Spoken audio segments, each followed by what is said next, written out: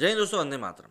5G जो कि 4G के बाद लॉन्च होने वाला है और उसके बाद जो हमारे देश की इंटरनेट स्पीड है वो बिल्कुल हवा से बातें करेगी। मतलब जो अभी हम लोग MB पर सेकंड की बात कर रहे हैं वो उसके बाद GB पर सेकंड की बात होने लगेगी। जैसे जैसे ये चीज़ें बढ़ती जा रही, जैसे जैसे टेक्नोलॉजी बढ़ती जा रही, वैसे ही कहीं ना कहीं टेक्नोलॉजी के से होने वाले जो दुष्परिणाम रहते हैं उनके ऊपर भी चर्चाएं तेज होने लगी हैं।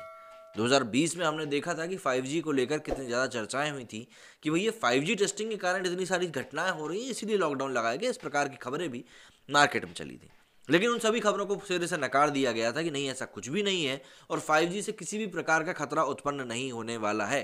इस प्रकार के आश्वासन भी सरकार की तरफ से और काफ़ी सारे मीडिया हाउसेस की तरफ से भी दिए गए थे कि भाई ये सब जो है सब कुछ भी नहीं है, ये सिर्फ कोरी अफवाहें हैं।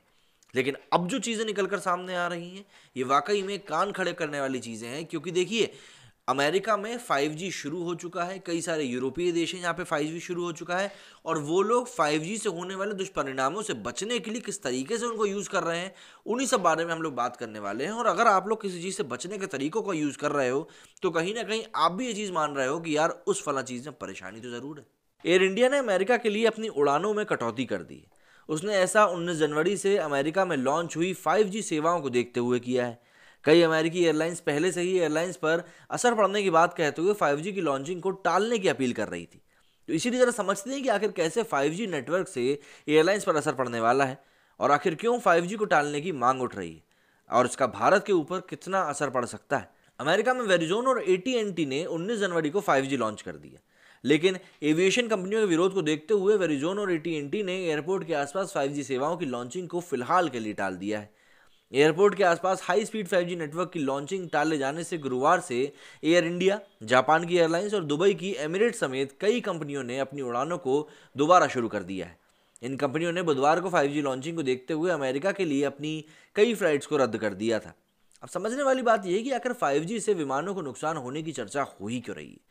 दरअसल अमेरिका में सिविल एविएशन को रेगुलेट करने वाली एजेंसी फेडरल एविएशन एडमिनिस्ट्रेशन और कम से कम 10 अमेरिकी एविएशन कंपनीज ने 5G सेवाओं से हवाई जहाज का उड़ान के दौरान ऑपरेशन और सेफ्टी प्रभावित होने की आशंका जताई है।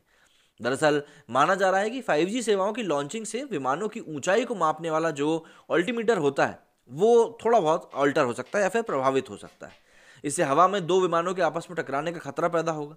दरअसल रोड पर गाड़ियां जैसे दाएं बाएं होकर ट्रैफिक नियंत्रण करती हैं, वैसे ही हवा में विमान एयर ट्रैफिक कंट्रोल से मिलने वाली सूचना के जरिए एक दूसरे से टकराने से बचने के लिए ऊपर और नीचे होते हैं। लेकिन 5G की वजह से उन्हें ज़मीन से ऊंचाई के बारे में बताने वाले ऑल्टीमीटर डेटा में प्रभावित होने की जानकारी नहीं मिल पाएगी, जिससे विमानों में हवा में आपस में टकराने की खतरा जो है, प्रोबेबिलिटी जो है वो बढ़ जाएगी। अब जरा समझते हैं कि 5G से आखिर क्यों बताया जा रहा है विमानों को खतरा। तो 5G सेवाएं रेडियो सिग्नल पर आधारित होती हैं। अमेरिका में 5G के लिए जिस रेडियो फ्रिक्वेंसी का यूज़ हो रहा है उसे सी बैंड का नाम से जाना जाता है। दरअसल अमेरिका में 2021 में मोबाइल कंपनियों के लिए 5G के मिड रेंज बैंडविड्थ मतलब 3.7 से 3.9 गीगाहर्ट्ज़ की फ्रीक्वेंसी की नीलामी करी थी। वहीं विमान के अल्टीमीटर रेडियो सिग्नल की भी लगभग इसी रेंज और वाली फ्रीक्वेंसी मतलब 4.2 से 4.4 गीगाहर्ट्ज़ का इस्तेमाल करते हैं। 5G की फ्रीक्वेंसी और जहाज़ के अल्टीमीटर की फ्रीक्वेंसी लगभग एक ही रेंज में होने की वजह से जहाज़ों की सेफ्टी और उससे ट्रैवल रूट यानी कि नेविगेशन में खतरा पहुंचने की उम्मीद है। अल्टीमीटर न केवल ये मापता है कि प्लेन ज़मीन से कितनी ऊंचाई पर उड़ रहा है, बल्कि उसकी सेफ्टी और नेविगेशन सिस्टम के लिए भी डेटा प्रोवाइड करता है। 5G ट्रांसमिशन प्लान के अल्टीमीटर जैसे यंत्रों के ठीक से काम करने में बाधा डाल सकता है। इससे प्लेन की लैंडिंग प्रभावित होने का खतरा रहता है। अल्टीमीटर का यूज़ जहाज़ की ऊंचाई बताने के लिए ऑटोमेटिक लैंडिंग में भी किया जाता है। अल्टीमीटर का डेटा जहाज़ों के लिए खतरनाक माने जाने वाले विंड शीयर यानी कि वातावरण में शॉर्ट डिस्टेंस पर हवाओं की स्पीड या दिशा में अंतर के बारे में आगाह करने के लिए भी काम आता है। अल्टीमीटर के प्रभावित होने से खराब मौसम, बादलों या कोहरे के दौरान विमान केवल विजुअल डेटा पर भी निर्भर रहने को मजबूर हो जाएंगे, जिससे लैंडिंग और टेक ऑफ में काफ़ी ज़्यादा प्रॉब्लम होगी। प्लेन के रेडियो अल्टीमीटर के प्रभावित होने के विमान के ऑटोमेशन सिस्टम या फिर पायलट के खासतौर पर ज़मीन के करीब पहुंचने पर सटीक अंदाज़ा लगा पाना दुर्घटना को भी न्योता दे सकता है। अब आप इससे अंदाज़ा लगा सकते हैं कि भाई आखिर 5G से कितना ज़्यादा खतरा पैदा हो रहा है। यूनाइटेड एयरलाइंस के CEO स्कॉट किर्बी ने पिछले महीने कहा था कि अमेरिका में 5G सेवाओं के शुरू होने से कम 40 बड़े एयरपोर्ट पर रेडियो अल्टीमीटर का इस्तेमाल नहीं हो पाएगा। राइटर्स के मुताबिक इससे रोज़ाना औसतन 1000 फ्लाइट्स कैंसिल, डाइवर्ट या लेट होंगी और हज़ारों पैसेंजर्स इससे प्रभावित भी होंगे। इससे कार्गो और पैसेंजर्स दोनों तरह के विमानों के प्रभावित होने की बात कही जा रही है। इस रिपोर्ट के मुताबिक इससे अमेरिकी एविएशन इंडस्ट्री और यात्रियों को हर साल करीब 12,000 करोड़ रुपए का नुकसान झेलना पड़ सकता है। दुनिया के कई देश बिना नुकसान के लेकिन फिर भी 5G का यूज़ कर रहे हैं। तो आखिर वो कैसे कर रहे हैं? देखिए, अमेरिका में भले ही विमानों को 5G से नुकसान होने की बात एक बड़ा मुद्दा बन चुकी हो, लेकिन दुनिया में कई देश ऐसे भी हैं जहां विमानों को बिना दिक्कत पहुंचाए ही 5G का अच्छे से इस्तेमाल किया जा रहा है। जैसे कि यूरोप के करीब करीब 27 देशों में विमानों की उड़ानों में 5G की वजह से कोई शिकायत नहीं मिली, और यूरोपीय एविएशन एजेंसी ने कहा है कि ये समस्या केवल अमेरिका में भी है। यूरोपीय यूनियन के 27 देश अमेरिका की तुलना में कम फ्रीक्वेंसी मतलब 3.4 से 3.8 गीगाहर्ट्ज वाले 5G नेटवर्क का इस्तेमाल कर रहे हैं। फ्रांस में विमानों के अल्टीमीटर के लिए यूज़ किए जाने वाली फ्रीक्वेंसी 3.6 से 3.8 गीगाहर्ट्ज है। अमेरिका द्वारा यूज़ किए जाने वाले अल्टीमीटर की फ्रीक्वेंसी 4.2 से 4.4 गीगाहर्ट्ज है, तो इसकी तुलना में कम है। साथ ही फ्रांस अमेरिका की तुलना में कम 5G पावर लेवल का इस्तेमाल करता है। फ्रांस जैसे कुछ देशों ने ऐसी किसी समस्या से बचने के लिए एयरपोर्ट के आसपास बफर जोन बना दिया है, जहां 5G सिग्नल प्रतिबंधित है। साथ ही यहाँ एंटीना को थोड़ा नीचे की ओर झुका दिया जाता है, जिससे विमान के सिग्नल में कोई भी बाधा ना पहुंचे। साउथ कोरिया में अप्रैल 2019 से ही 5G सेवाओं का यूज़ हो रहा है, लेकिन वहाँ इसकी वजह से विमान सेवाओं के रेडियो सिग्नल में किसी भी तरह की कोई दिक्कत नहीं आ रही है।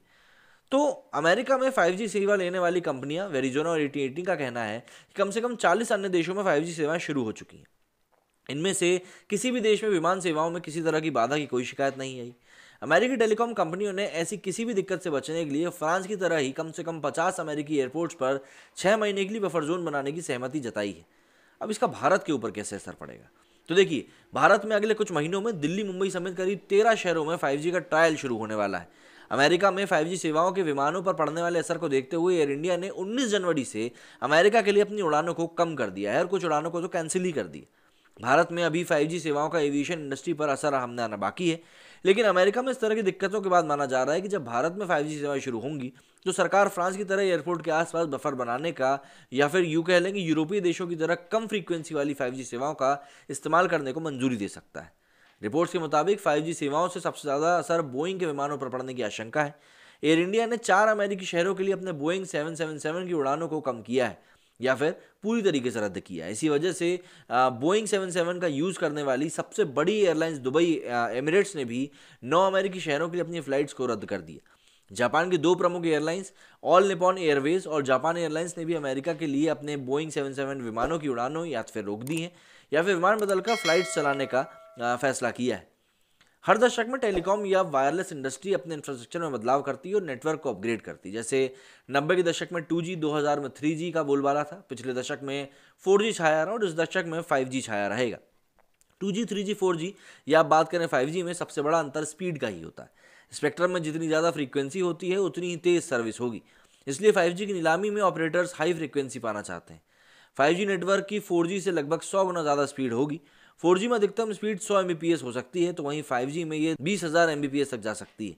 5G सेवाओं में नेटवर्क की स्पीड के लिए 3 अलग अलग फ्रीक्वेंसी को यूज़ किया जाता है: लो बैंडविड्थ, मिड बैंडविड्थ और हाई बैंडविड्थ।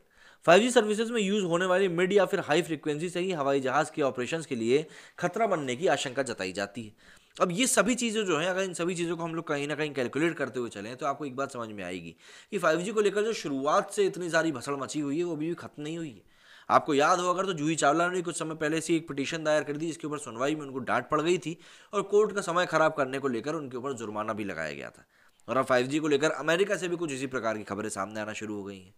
अब देखते हैं आने वाले समय में जब भारत में 5G की टेस्टिंग होगी तब किस प्रकार का बवाल खड़ा होता है, क्योंकि हमारे यहाँ के सोशल एक्टिविस्ट हैं वो इन बातों को लेकर ज़रूर कुछ ना कुछ बोलेंगे। मेरे स्टूडियो में फिलहाल इतना ही। जय हिंद, जय भारत।